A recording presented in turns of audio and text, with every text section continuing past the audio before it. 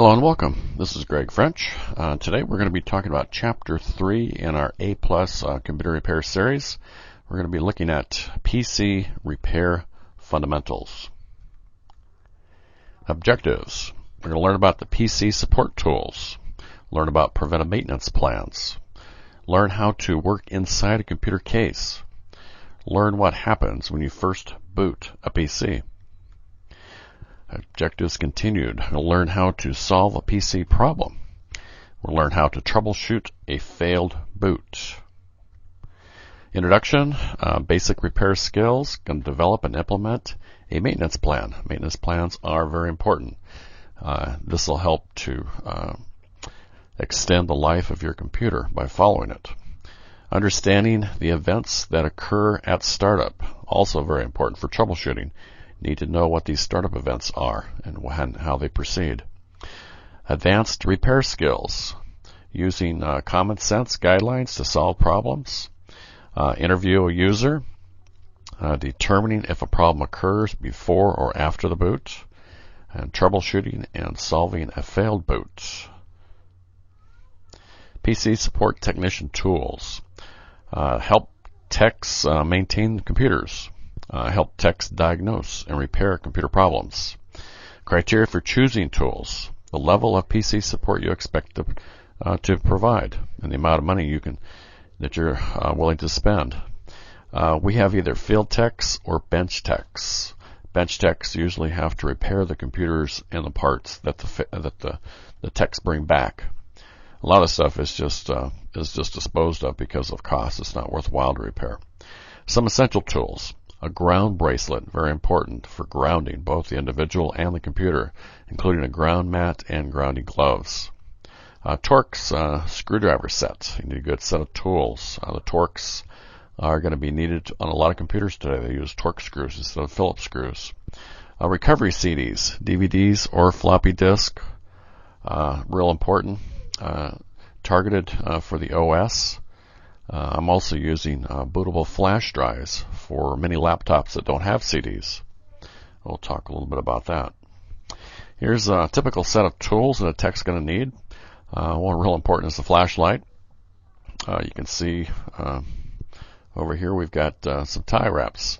You should always leave an area probably better than when you first got there, making sure the cables and things are all tie wrapped and look neat and nice when you leave.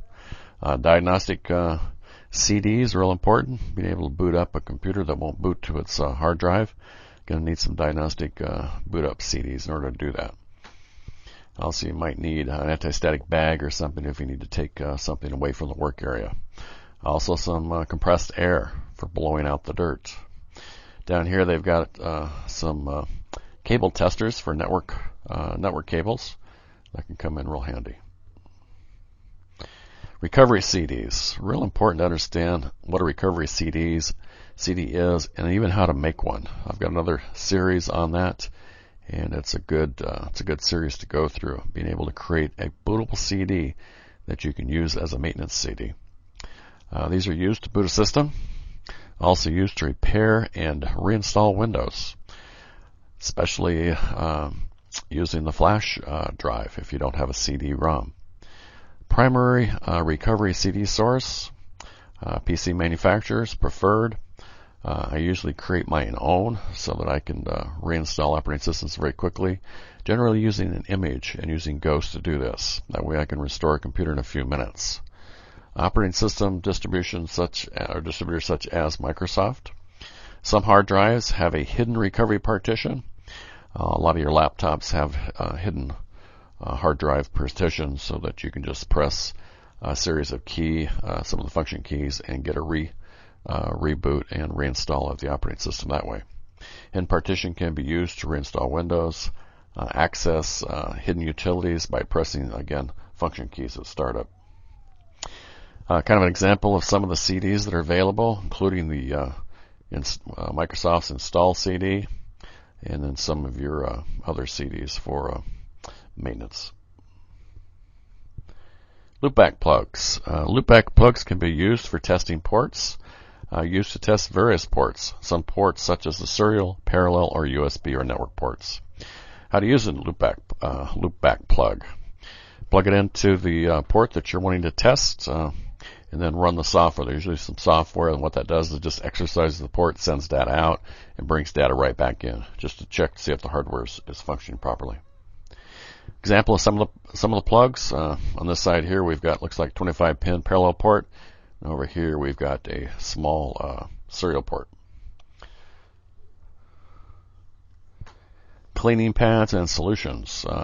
Various types of solutions for cleaning. Need to be careful with using solutions.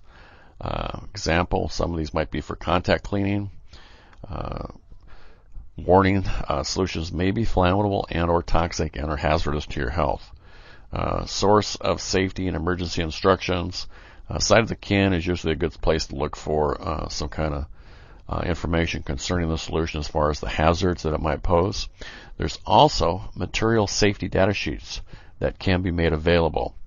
If you're at a work site, they should have the material safety data sheets available. You can also look them up online. Here to safety procedures of your employer, and fill out any accident reports if required. If there are spills or if you're injured, make sure reports are filled out. Here on the back of the can, you can see some of the information concerning the toxicity of it or the flammability, any important information that you should be made aware of. In review, PC repair tools, recovery CDs, very important. I have a whole series just on that. Screwdriver sets, post. We're going to learn a lot about post. Post is the power on self-test. Another segment here, we're going to deal a lot with that. Cleaning pads, solutions, diagnostic cards. We're going to look at diagnostic cards too and how those operate. Preventive maintenance plans, extend the life of your PC. Need a maintenance plan. Need periodically blow that dust out of the computer. The dust will build up over the components, creating a heat blanket, and the components will end up cooking themselves to death. Follow an organization's preventive maintenance plan, or develop one if one doesn't exist. Computers present chemical and electrical hazards. Need to be careful with working the computers. They can also bite you or cause scratches or inflict cuts. Activities. What is the tech's most important troubleshooting tool and why? I didn't discuss this, but Google is going to be your most important tool. Any problem that you experience with a PC, you can Google and usually find information that was already documented concerning the same problem that you're working on. Almost nothing that you find is going to be brand new unless you're working with a brand new operating system or a brand new computer. I want you to do Lab 3.1, the boot process, and then turn in the review questions. That's it for Chapter 1, or Chapter 3, Part 1. Thank you very much for your time.